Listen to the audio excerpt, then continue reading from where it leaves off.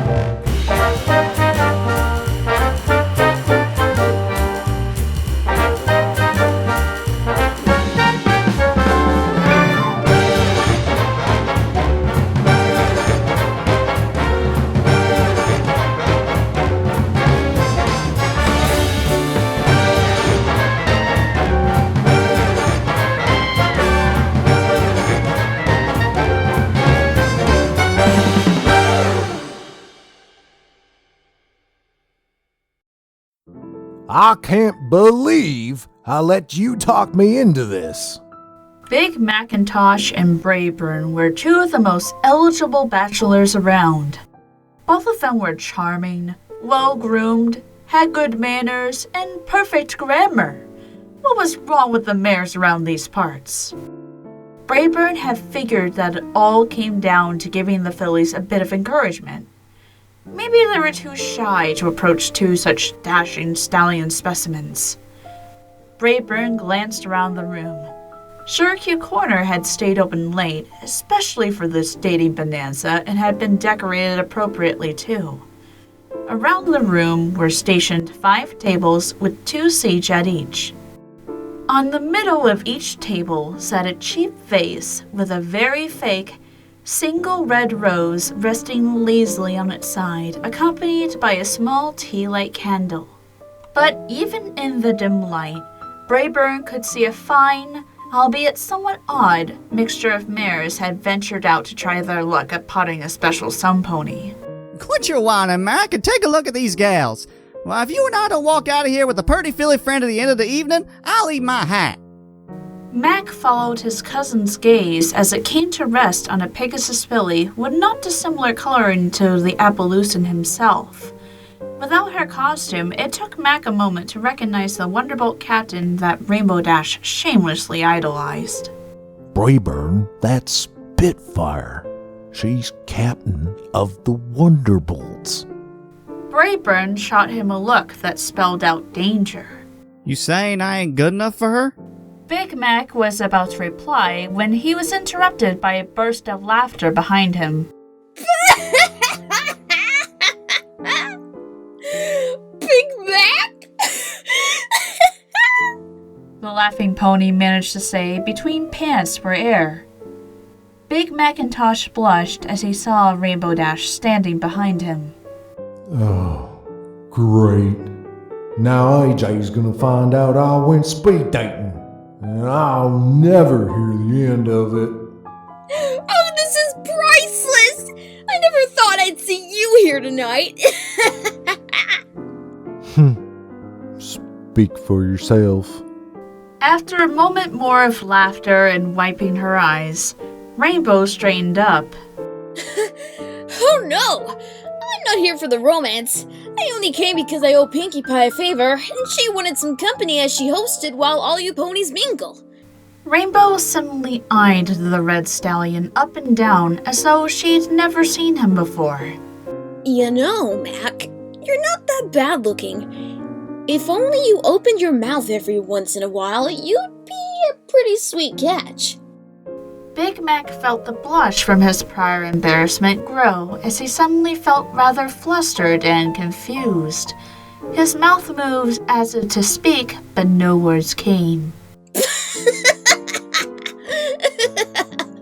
Rainbow laughed again and made her way past him, making sure to brush lightly against his side and flick his muzzle with the end of her tail. To his further embarrassment, He noted a smug smile on his cousin's face, which he was about to accompany with a remark. But before he could speak, he was cut short by the squeal of a microphone too close to the speaker system.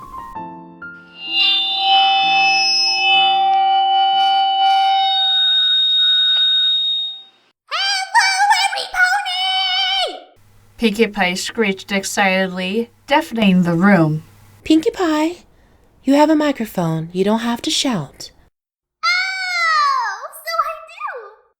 Okay, ponies. I hope you're all single and ready to mingle, because if you're in a relationship, well, that's not very nice of you to be cheating on your special sub-pony. Love is forever. Forever! Pinkie glared around the room for a moment before clearing her throat and donning a smile again. Anywho, tonight, each of you will be going on 5 dates. You get 5 minutes with each pony, and your time starts now!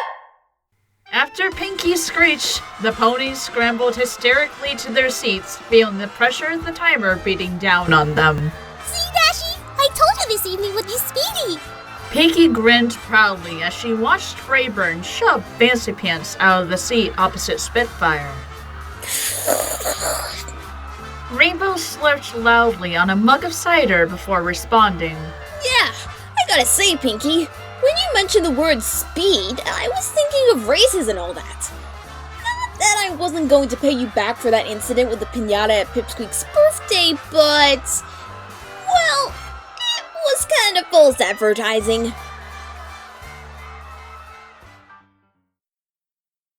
So, what brings a fancy flyer like you to a little town like Ponyville, Miss Spitfire? Braeburn knew he only had 5 minutes and he was gonna make him count. His charm was turned on 100%, right down to lowered eyelids and flashy grins. Oh, you recognize me, huh? Well, to be honest, I was hoping I wouldn't capture too much attention in a small town so that maybe I could meet a pony who was interested in more than my money. Braeburn swallowed hard. Bad start. Never mind. He could still bring this around. He still had... 3 minutes? Well, actually, Spitfire gave him a smug look as she pressed her hoof against his lips, leaning seductively across the table to whisper low. It's alright, cowboy. Her voice sent a shiver down his spine, the candlelight reflecting in her amber eyes. Braeburn could hear his heart thumping in his chest. He loved speed dating. You never had a chance anyway. As she slid back into her seat and leaned back, taking a leisurely sip of her water, Braeburn felt himself go cold. He hated speed dating.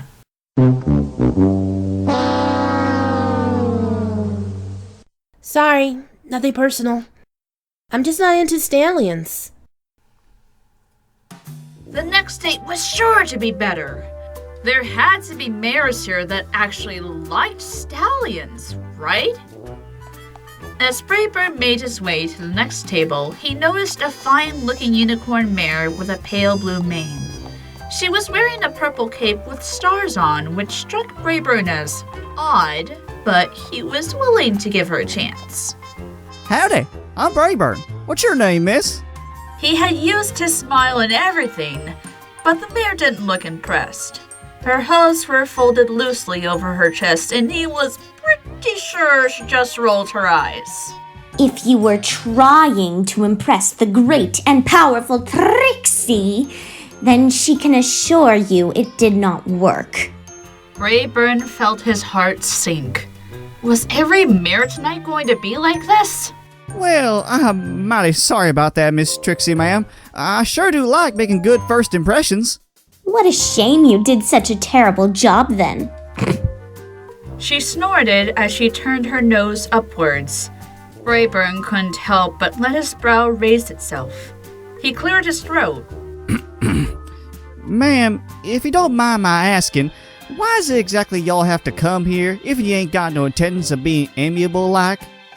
The The great and powerful Trixie lowered her nose for a moment to look at him as she pondered her answer. After a moment, she grimaced. The great and powerful Trixie doesn't like being alone. Braeburn smiled. Well now, tain't nothing to be ashamed of. Why, I'm here for the very same reason. Trixie felt the corner of her mouth curl upwards as the stallion's honesty warmed her heart. Maybe if you and I spend a little bit of time together, we found we had more in common than we thought. Trixie's heart had not been warmed that much. As Braeburn leaned forward, her magical instincts caused her to cast a quick lightning bolt spell that zapped Braeburn back to reality. Ouch! He yelled as he was electrified out of his seat. From his position on the floor where he nursed his now singed hat and vest ensemble, he heard Trixie dusting her hooves slightly. Serves you right. The great and powerful Trixie does not fraternize with common earth ponies.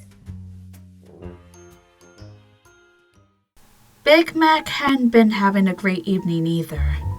His first date for the night had been Cheerily, who had outright friend-zoned him a few months earlier, and since that awkward incident with a love potion, the two of them had found each other's company rather disconcerting.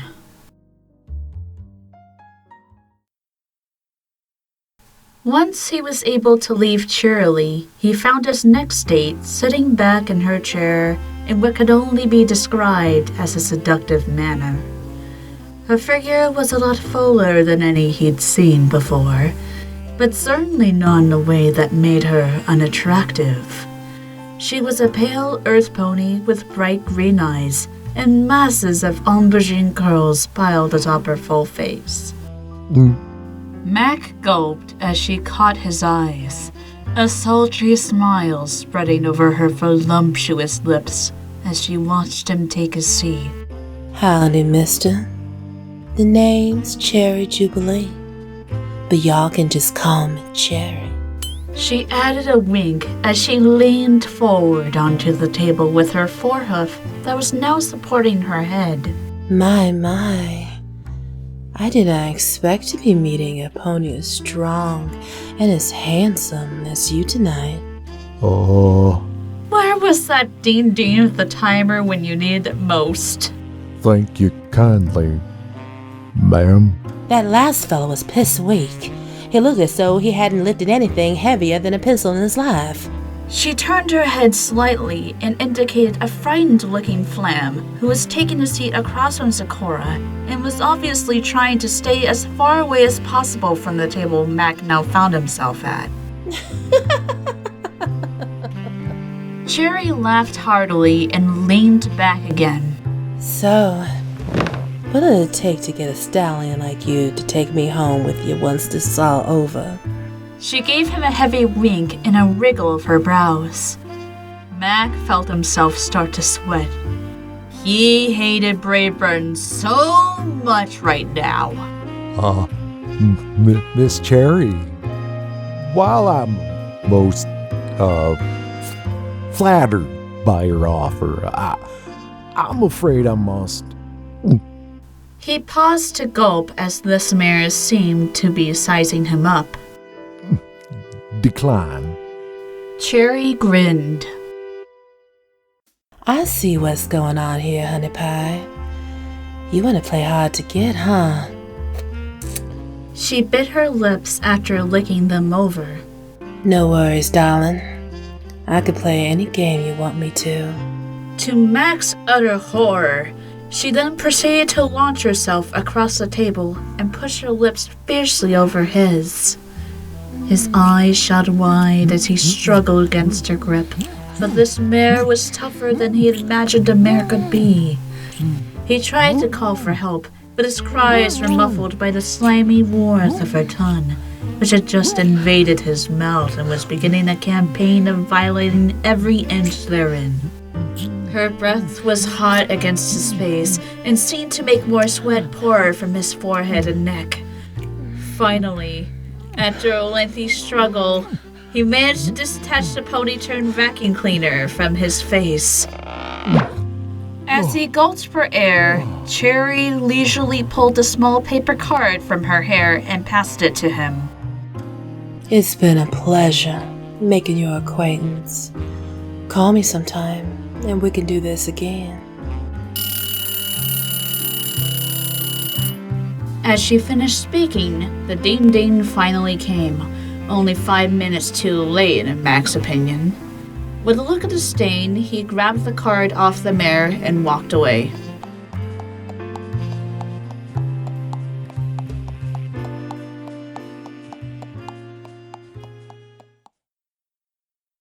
Shirley couldn't believe her bad luck in ending up opposite Big Mac on her first date. From there, things didn't improve too much. The next stallion she met was a fancy Camelot unicorn with a blue mane, who it turned out was exactly the kind of stallion Pinkie Pie had reprimanded earlier. Her next date, while actually having been single, was none other than Flam, one of the rotten scoundrels who had tried to dupe Ponyville with that awful cider scam. Then Shirley met Braeburn, who was pleasant enough, but she never really went in for that country style. Now, this was it. The last date for the evening before Shirley would walk away almost certainly empty-hoofed. The final stallion approached the table with confidence. Good evening. The new stallion said politely as he took his seat with poise and grace. Shirley was glad she hadn't taken a sip of her water, as she was sure she'd be spat out. Prince Blue Blood? Her jaw was slack as she took in the sight of the unbelievably good-looking stallion seated across from her. Shirley had only ever seen his face on the cover of her girly magazine she read secretly during lunchtime. I understand your surprise at me being here. I must first make it clear that I am not here by choice. You see, He blushed at the thought of explaining himself to this simple earth pony, but it had to be done. He would not have her think he was here because it was what he wanted. my dear aunties are insisting that I improve my manners. Although, He gave a distasteful look in the direction of Cherry Jubilee. it would seem the ponies here have more need than I to be taught some etiquette. Unlike them, I have standards. Shirley felt slightly downhearted at the prospect of the prince not actually being up for grabs. But regardless, she had met royalty this evening. Oh, well, never mind. It's still a pleasure. My name's Shirley. Prince Blueblood smiled politely back at her. She was by far the sanest mare he met tonight. The pleasure is all mine. He coughed lightly to clear his throat. Shirley looked slightly concerned at his dry cough. That doesn't sound very good. Here, let me pour you a drink. The prince was in shock as the earth pony set about pouring him a glass of water. You may be the first mare I've met who hasn't insisted upon me doing everything for her. Shirley laughed as she pushed the glass towards him. Yes, well, I tend not to be old-fashioned that way. It's partly because of me being a teacher, but I really feel that both fillies and colts should be equally empowered, and therefore not all responsibilities should fall on the shoulders of stallions. The prince nearly spat out his water. You mean you work? And you don't mind it? Of course not. Without my work, I'd be positively lost. In Canterlot, the only mares who work are my Auntie Celestia and Luna. Oh, and those show ponies, the Wonderbolts. But they don't have an ounce of sophistication. No, mares in Canterlot only like parties and spending bits. He sipped resignedly upon his glass as he finished. How drab! Most mares in Ponyville work their hooves off. That must be why we're one of the happiest towns in Equestria. The prince nodded absent-mindedly as he regarded this earth pony anew. Her eyes seemed to clash terribly with her coat. Green and magenta were certainly not two colors he would put together. But all the same, she was a pretty and well-groomed mare, and more importantly, she was level-headed and didn't believe in fairy tales like almost every other mare he'd ever met. Miss Cheerly? Yes, Your Highness? I have tickets to the opera which began some 20 minutes ago. Perhaps if we leave now, we might make it in time for the second act. It's on me. Shall we? He nodded his head towards the exit. Cheerily took a moment to register what was happening. As she blinked rapidly at the grinning prince before her, she realized that she was not indeed dreaming as she imagined she might have been. Oh, that sounds wonderful. She couldn't help but blush a little as he nodded and helped her to her house before leading her out of Shirikyu Corner. Are they allowed to do that? Rainbow Dash asked as she saw Blue Blood leading Shirley away. Of course they are, silly. Aw, isn't it great, Dashy? Love is in the air. Rainbow rolled her eyes. Ugh! Are you kidding me, Pinky? That guy is such an ass! Besides, there's about to be more than the scent of love in the air if we don't do something about that Cherry Jubilee chick. Can we disqualify her or something? Both Pinky and Rainbow had confused and mildly repulsed faces as they watched Cherry Jubilee relentlessly stroking a blissfully carefree fancy pants. They'll stop soon. Miss Jubilee, I do hope you're up for something like this more often. All evening he'd been looking for a mare like this. He was so tired of those prissy Canterlot mares with their fine etiquette.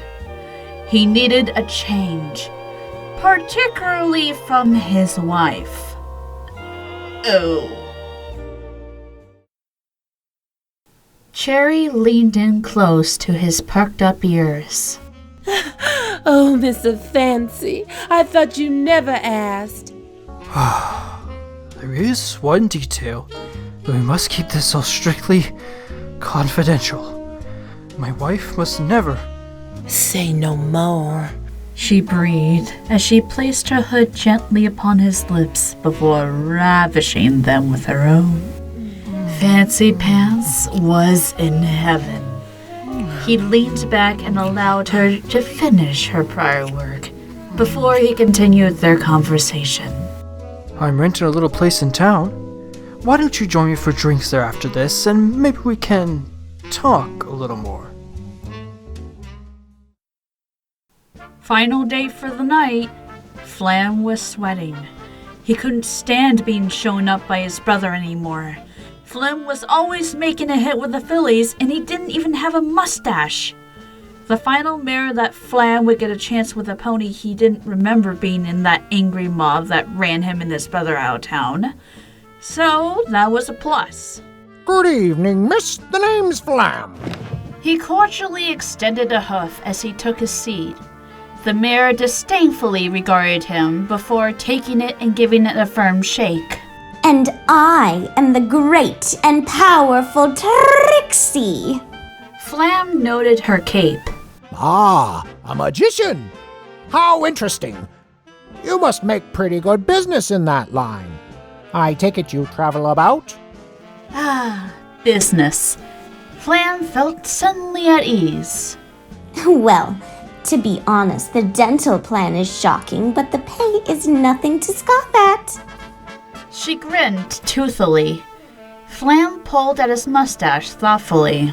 You know, I'm into business ventures myself, and I think I might know a few ways you could improve what I assume is already a fantastic show and make it truly marvelous. He beamed as he rubbed his hooves together. Business ventures always igniting a flame within him. But somehow, this mare made the flame burn all the more brightly. Something in her arrogance told him that she was a hard worker, and for a stallion of persuasion like himself, there was nothing he liked more than a challenge.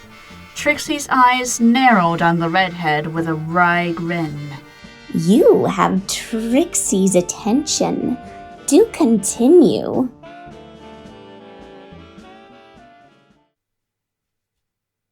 Spitfire had to sit through 4 dates with stallions who had all tried their best to hit on the athletic Wonderbolt captain before she gave them the kindly hint that they were barking up the wrong tree.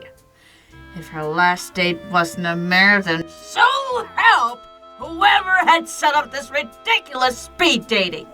How very strange it would appear, as though I now am sitting here. Spitfire felt a smile spread across her face as the unfazed Sakura took the seat opposite her. Spitfire had never met a real zebra before, but that didn't mean she hadn't thought they had a certain charm about them. Well, well. It looks as though my luck has just changed. Spitfire leaned into the table to gaze intently upon this fascinating mare who gave her a wry smile. Your taste, I see, is more refined than those who favor the stallion kind. To Spitfire's internal delight, the zebra ended that sentence with a wink. Do you always talk in rhyme? Or just when you particularly like your company, Miss... Sakura, no miss necessary, please. I can stop rhyming if thou decrees. Oh, no. Don't stop for my sake. I'm only impressed you can do it for so long, Sakura. She paused as she used the zebra's name for the first time. Sakura. She rather liked it. I'm Spitfire, by the way. She gazed intently at Sakura, who only smiled back. Can you keep that eternal flow of poetry going all the time? Sakura lowered her eyelids and rested her forehoof on Spitfire's. Would you like to find out? Well, this is plain awkward. Somehow, Braeburn and Big Mac had ended up opposite each other for the last day of the evening. Met any pony nice, cuz? Braeburn rubbed his hoof at the back of his head awkwardly. Well, actually... Now, what was it y'all said about eating your hat? Braeburn blushed heavily and looked over the other tables. Every pony seemed to be ending the night on a high note. Every pony except him and Mac. I'm sorry, Mac. I honestly thought we'd do alright this evening. Oh, that's all right, Bray. I forgive you. Alright, every pony, show's over. If you liked some pony else, now's the time to tell them, because I am not hanging around this dive any longer than I have to. Rainbow shouted into the microphone. Pinky tisked behind her with a sad shake of her head. Braeburn and Mac watched as Fancy Pants and Cherry Jubilee rushed out of the store, followed closely by Spitfire and Sakura, who almost never took their eyes off each other as they walked. Last but not least, Flam and Trixie sauntered off arm in arm, but not before Trixie had a chance to mumble something about how glad she was to get out of this dump. Ugh, finally. Trixie's glad to get out of this dump. Aww, no luck tonight, hey fellas. Pinky came up behind them and gave them both a pat on the back. Aw, well, you know what they say, you can't rush love. Both stallions shot her an astonished look. Miss Pinky, I hate to be a party pooper, but didn't y'all just host a speed dating night? Pinky scrunched up her face before shrugging. You know what they say, love is a mystery. For some it's slow, for some it's fast. Who says that? Ah! Can't you just let me wrap up the story? The story? Pinky, how many ciders did you have tonight? Oh, I give up. Pinky announced before heading out to the kitchen. Well, I guess it's time to go home.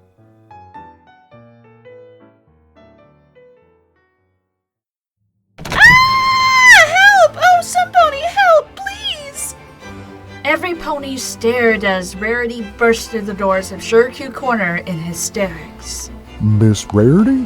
Big Mac questioned as he walked towards her. Some pony just stole my purse in the street! Oh. What an outrage! Braeburn yelled out before galloping out of the store and into the street. When Rarity came to, she saw two faces above her own. One was that of a red stallion, and the other was a blue mare. Where am I? You're in Sugarcube Corner! You're okay. Suddenly, Rarity sprung up from her lying down position. My purse! Oh no, what will I do? I had all my earnings from the store today in it. I was taking them to the bank when suddenly... Ugh. Rarity clenched her face in her hooves dramatically, and Rainbow groaned. Oh, whatever will I... Got it! Braeburn called proudly as he re-entered the store, holding up a red velvet purse. Oh! Rarity screeched in delight before launching herself towards the stallion and snatching him into a grateful hug. Braeburn was taken aback for a moment before gently returning the hug. My hero! Rarity exclaimed, holding her purse to her chest and quickly examining the contents remained. Oh, however can I repay you? She gushed as she flitted her eyelashes at the overwhelmed Braeburn. He remembered meeting Rarity that one time AJ had brought her friends to visit in Appaloosa. He'd never meet any mare as pretty as her. Now, with her dazzling eyes shimmering before him, he couldn't quite fight away a small blush which spread over his cheeks. Well, miss, I hardly think you ought to repay a fella for doing his civic duty to the fine ladies of the town. But perhaps you wouldn't mind me buying you a drink? He grinned nervously. Rarity swooned a little at his speech. Such a gentleman! How could I possibly say no?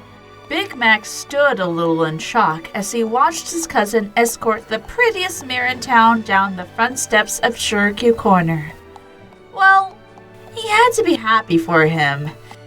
He may not have met a mare through the speed dating process, but now the night hadn't been a total waste. Mac, you still here? He turned to see Rainbow emerge from the kitchen with a bowl of chips. Yup. I hate to say it, but I'm kinda glad. Big Mac looked at her in confusion. Well, sure. If some other mare had swept you off your feet, who'd be there to get me a refill of cider? She laughed as he rolled his eyes, but deep down, she truly was grateful her secret crush hadn't been stolen away. Her blood had been boiling when that cherry jubilee had gotten her mitts all over him. But hey, if every pony else was giving this whole love thing a try, maybe she ought to swallow her pride and pucker up too. She blushed a little as she walked up to the still slightly annoyed stallion. Maybe you could fill up more than just my cider, if you know what I mean. Mac's eyes grew wide and his ears stood to attention as he looked at the tough mare who had suddenly taken to batting her eyelids. Rainbow started to feel like the pause between her suggestion and his response was getting awfully uncomfortable, when to her surprise he leaned towards her and nuzzled her neck a little before saying soft,